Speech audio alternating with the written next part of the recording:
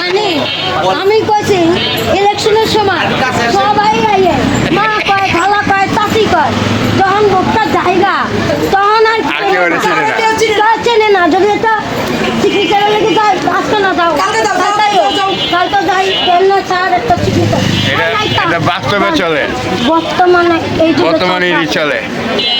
বর্তমানে আরো অনেক আগে থেকেই এই নিয়মই চলতেছে, এই জন্যই আমাদের আর কারণ বিশ্বাস আসে না। এটা বললাম আমাকে নিজস্ব জায়গায় আমরা আন্তরিক ভালোবাসছি হেই আমাকে এমন করছে আর তোমাকে কি কম মা ভোট মাথাটা ঘুমটাই দিয়ে নাও। না থাক ভোট একটা তুমি পাইবা কিন্তু এটা করলাম আমার মনে মানে বুঝতে পারছি, এটা তো বছর বছর এটাই হয়ে আসছে, হ্যাঁ। ভোটের আগে এরপর ভোটের পরে আর আসছে না। এই জন্য আর বিশ্বাস আসে না। শোনেন, উনি যে কথাটা বলছে আমার মনে হয় না যে আপনার এই পর্যন্ত এরকম সুন্দর এরকম কথাটা বলছে। উনি তো মনের কথাটাই বলছে আপনার। না, এটা হ্যাঁ, অনেকেই যদি বলছে, ভোটটা কারণ আপনি এটাই পাই হয়ে না, আসছে। ভোটটা তুমি পাইবা, কথাটা যে মহিলা সাহস করে বলছে সে যেরকমই বলুক বলছে তো। এখন আপনি ভোট দেয় কিনা দেবে আল্লাহ জানবার সে জানবো।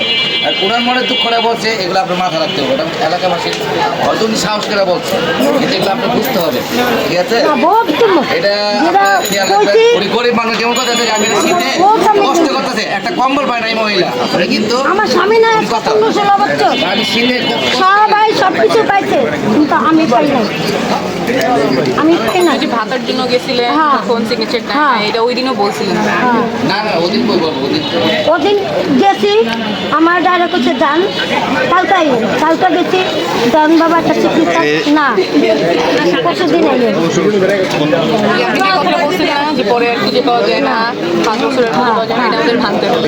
এইটাই আমরা চাই মা আমরা চাই এইটা যে আমরা যেমন গরিব মানুষ আমরা একটু ভালো থাকি আমরা এইটাই চাই আর কিছু চাই না সবারই দায়িত্ব, সবারই তো ভালো রাখার। আজকে যদি মা তুমি পাস করো তোমার কাছে আমরা যাবো তুমি যদি আমাকে এলা করো আমি আসবো, সমস্যা হবে। হ্যাঁ তখন তো আমরা সবাই